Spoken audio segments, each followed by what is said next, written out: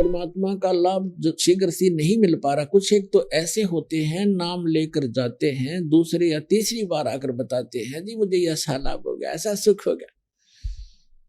और दूसरे भक्त अभी लग रहे हैं, वो उनको राहत नहीं मिल पा रही। इसके दो कारण होते हैं। एक तो कारण ये होता है, परमात्मा कहते हैं धीरे धीरे रे मना, धीरे सब कुछ होवे, माली सींचे सो घड़ा, ऋतु आए फल होवे। धीरे धीरे रे मना, और धीरे सब कुछ हो, माली सींचे सो घड़ा, और समय आने पर फल हो। जैसे एक आम का पेड़ लगाया किसी माली, जैसे पौधे लगाते थे बाग में, उसी से आपको समझाना चाहते हैं परमेश्वर कबीर जी कि हे मन, अब धीरे धीरे सारे काम होंगे। जैसे एक माली पौधा लगाता है, छोटा सा पौधा होता आम का, उसमें सैकड़ों घड़े पानी के डालता है, यानी 10 वर्ष 5 वर्ष, आजकल थोड़े जल्दी हो जाते हैं, 4-5 वर्ष लगा लो, तो पहले 10 वर्ष, लगभग 10-12 वर्ष के बाद आम का फल, पेड़ बड़ा होता था और फिर फल से लदपद हो जाता था, इतना फल लगता था। आप भी खा लेते थे, अचार भी डाल लेते थे, पड़ोसी भी, साथ वाले भी, मोहल्ले वाले भी तोड़ ले जाते थे, रिश्तेदारों को भी रखा करते गठड़ी बांध के, तो भी समाप्त नहीं होते। तो परमात्मा कहते हैं इस भक्ति रूपी आम के पौधे को अब बोया है आपने, बीज बोया है, नाम लिया, इसको समय दो थोड़ा सा, इसको होने दे प्रफुल्लित, बड़ा होने दो, और फिर देखना इतना सुख दे देगा ये भगवान का आपका मार्ग कि आपको कहीं बिना मांगे देगा, आप सोच भी नहीं सकोगे, इतना सुख दे देगा। अब दूसरा कारण बताते हैं। दूसरा कारण ये बताते हैं कि जैसे एक तो तुरंत आराम हो गया, और एक को महीना, 2 महीने, 6 महीने, वर्ष भी लग जाता है, लेकिन होगा गारंटीड, ये सच कर मान लेना। अब क्या बताते हैं, जैसे एक रोगी है, अब दोनों ही एक रोग से ग्रस्त हैं, दोनों के एक जैसी बीमारी है।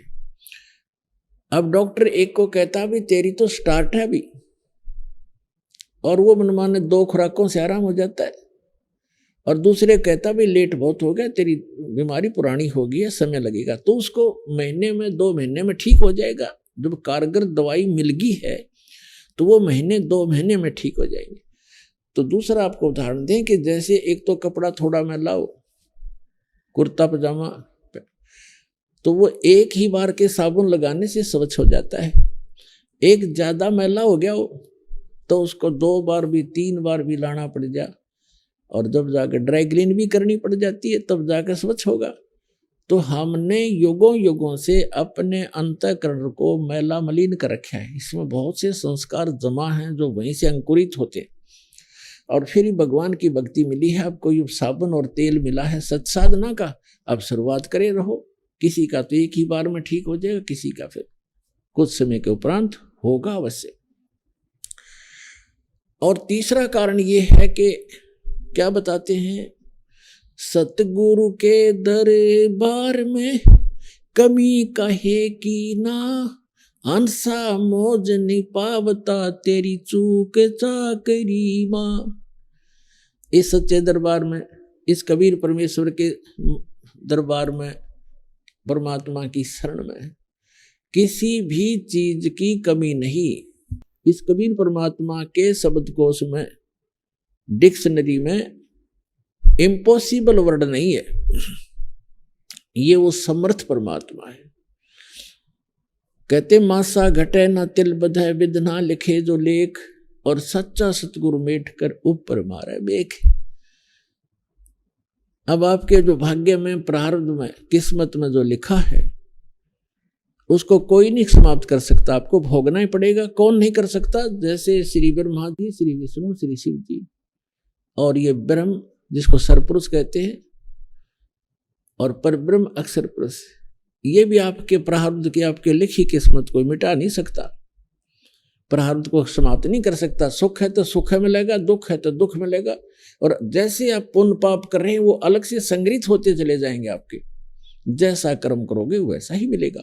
और परम अक्षर ब्रह्म सत्य पुरुष कबीर भगवान की शरण में जब आप आ जाओगे, आपके इस पाप कर्मों का नाश कर दिया जाएगा और शुभ शुभ शेष रह जाएंगे और आगे शुभ प्रारंभ हो जाएंगे। अब जैसे पहले किसान को ये औषधि प्राप्त नहीं थी, अब औषधि का एक खोज हो गई है, डिस्कवरी हो गई है कि ऐसी औषधि डाल दी जाती है फसल में जो घास को खत्म कर देती है, पौधा सुरक्षित रह जाता है। तो वो औषधि विद्यमान तो थी, वो गुण तो, वो मटेरियल तो सारे ही पदार्थ थे, लेकिन वो बनाने वाला नहीं था। अब वो बनाने वाला मिल गया, वो बना ली। तो इसी प्रकार परमेश्वर कबीर जी ने ये जड़ी बहुत पहले बनाकर रखी हुई थी और हमारे कबीरपंथी भी इसको नहीं समझ सके, जिस कारण से हम अभी तक वही कर्म फल ही भोगते रहे। तो अब दास को दे दी वह औषधि जो आपके पापों का नाश कर सकती है आपके, क्योंकि दुख पाप से होता है। अब जो कष्ट आते हैं वो पाप के कारण आते हैं और पाप नाशी हो गए इस भक्ति से, फिर कष्ट कहां से आएंगे? जब कांटे से दुख होता है, फसल में कांटेदार झाड़ियां उग जाती थी और वो दवाई ने वो पहले ही खत्म कर दी, बस स्टार्ट से ही बड़ी थी वो भी गला दी, जला दी, तो कांटे नहीं रहे, तो नुकसान हानि कहां से होगी? दर्द नहीं होगा। इसी प्रकार पुण्यात्माओं इस समर्थ की शरण में आने से कहते हैं कि सतगुरु के दरबार में कमी काहे की ना, और हंसा मौज नहीं पावता तेरी चूक चाकरी में। अब कहने का भाव यह है कि यदि आपको लाभ नहीं हो रहा तो आपकी कोई मर्यादा में भंग है, या आपकी श्रद्धा ठीक नहीं बनी, आपकी चाकरी में चूक है, आपकी श्रद्धा या सेवा भक्ति में कोई त्रुटि बनी है। विचार कीजिए, जैसे एक ही खंभे से, एक ही ट्रांसफार्मर से और 10, 20, 50 घरों को, परिवारों को कनेक्शन मिला हुआ है।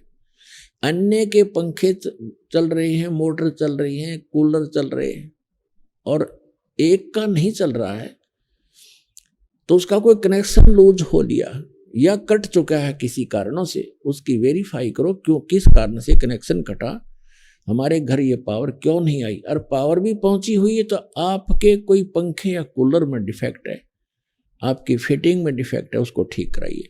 तो इसी प्रकार इस परमात्मा से उपदेश दीक्षा लेने के बाद आप जी मर्यादा जरूर अवश्य निभाएं। कबीर साहब कहते हैं, जब तक हंसा हमरी आना, काल लगे ना तेरा बाणा, पग पग पर यो तक तक मारे, काल अचानक बाना। अब क्या बताते हैं कि यू काल पग पग पर अचानक दुर्घटना कर देता है, कोई हानि कर देता है, जब इसका संस्कार हानि का होता है। और जब हम परमात्मा की शरण में आ जाएंगे और मर्यादा में रहेंगे तो परमात्मा कहते हैं, जब लग हंस हमारी आना, ये पुण्यात्मा, ये हंस हमारा भक्त जब तक हमारी आन माने मर्यादा में, आन कान में हमारी मर्यादा में रहेगा, और तब लग लगे न तेरा बाना,